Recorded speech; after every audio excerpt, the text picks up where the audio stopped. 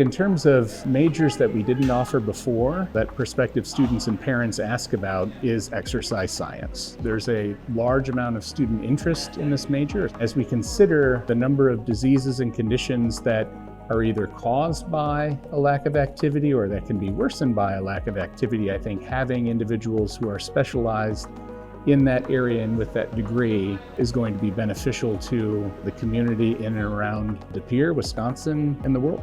There are a variety of paths that students could take: athletic trainer, exercise physiologist, rehab, and a therapy clinic. There are also avenues that students could use this major for medical school. It's designed in such a way that it's going to prepare students very well. There's a lot of rigor associated with it and several new courses that we're excited about. A lot of courses that are really going to prepare students for any of a variety of those careers. The prospects for having a job right out of college are very good.